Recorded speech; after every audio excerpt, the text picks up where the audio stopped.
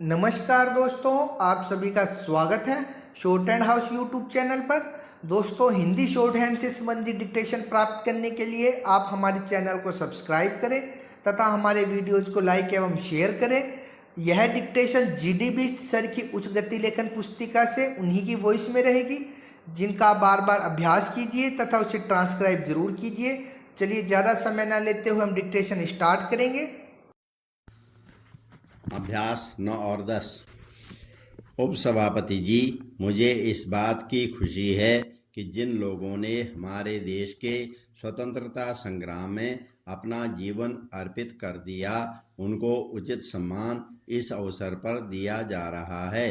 किंतु मुझे इस बात का दुख है कि हमारे देश में अभी भी लाखों स्वतंत्रता सेनानी हैं जिनके बारे में हमको जानकारी नहीं मिल पाई है।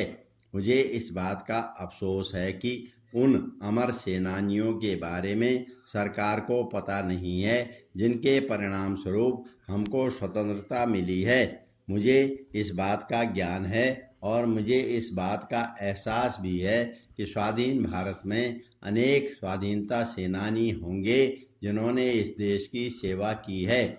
जिस रूप में भी स्वाधीनता संग्राम के दिनों में उन्होंने देश की सेवा की है, मुझे इस बात का हर्ष है कि भारत सरकार द्वारा उनकी सेवाओं को मान्यता दी गई है। मुझे इस बात की जानकारी नहीं है कि राज्य सरकारों द्वारा ऐसे देशभक्तों और महापुरुषों को किसी प्रकार की सहायता दी गई है या नहीं, जिससे कि उन्हें भी आभास हो सके कि उनकी सेवाओं की प्रतिष्ठा हुई है। लेकिन मुझे इस बात का फक्र है कि कई राज्यों में उनकी सेवाओं के फलस्वरूप उनको अनेक प्रकार की वित्तीय सुविधाएं मिली हैं। मैं समझता हूँ कि इससे भी आगे बढ़कर हमको उनकी सहायता करनी चाहिए। जो लोग देश के लिए अपने प्राण न्योछावर कर चुके हैं, उनके लिए हम श्रद्धांजलि अर्पित करने के सिवाय और कुछ नहीं कर सकते हैं।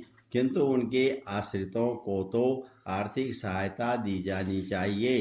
स्वतंत्रता संग्राम के सिपाही जो अभी भी जीवित हैं, उनको सरकार ने उदारतापूर्वक पेंशन देकर उनकी सहायता की है। मैं नहीं समझता हूँ कि इस प्रकार के बहुत से लोग होंगे जिनको अभी तक पेंशन नहीं मिल पाई होगी।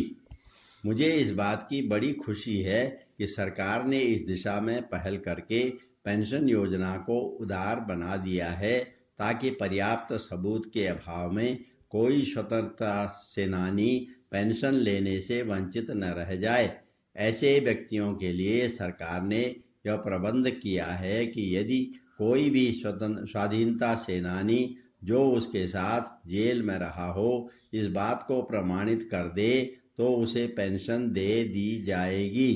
मुझे इस बात की आशा थी कि पेंशन की राशि महंगाई को ध्यान में रखकर निश्चित की जाएगी और कम से कम या अधिक से अधिक राशि भी निश्चित कर दी जाएगी। लेकिन मुझे इस बात की आशा थी कि पेंशन की राशि का समुचित आधार तय किया जाएगा, लेकिन मैं नहीं समझ सका कि इसका आधार क्या रखा गया है।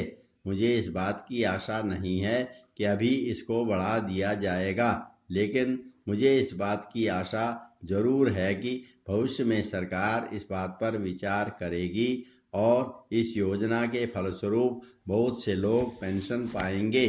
सभापति जी, मैं इस बात का विरोध करता हूँ। इसका मतलब यह नहीं है कि मैं देश की प्रगति में विश्वास नहीं करता हूँ। यहाँ पर बहुत से माननीय सदस्यों ने यह कहा कि वे देहात से आते हैं, लेकिन मैं यह देखता हूँ कि वे संसद में आकर देहात को भूल जाते हैं।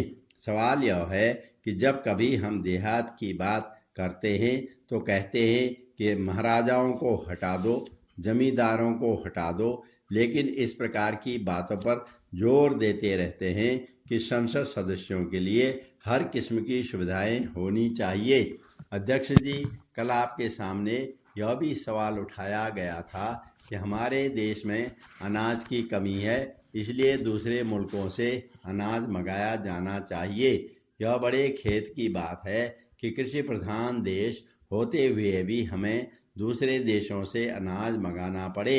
मेरे विचार में यह बात सही नहीं है। इसलिए मैं इस प्रस्ताव का विरोध करना चाहता हूं, क्योंकि मैं नहीं समझता हूं कि इस देश में कोई ऐसे व्यक्ति हों जो बिना काम किए ही दूसरों की बराबरी कर सकें।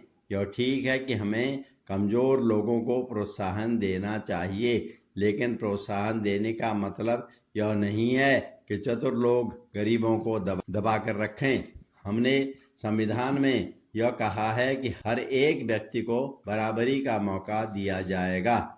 बराबरी का मतलब यह नहीं है कि एक आदमी को दूसरे से 20 गुना वेतन मिले।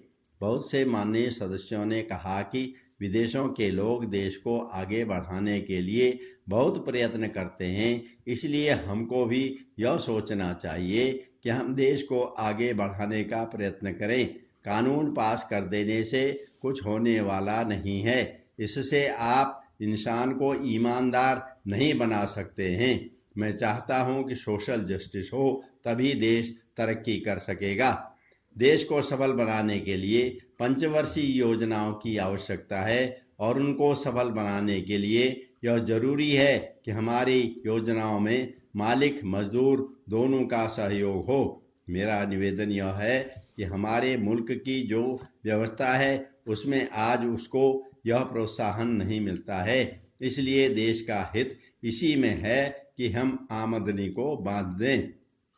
आप देखेंगे कि तेल उद्योग प्राइवेट सेक्टर में है।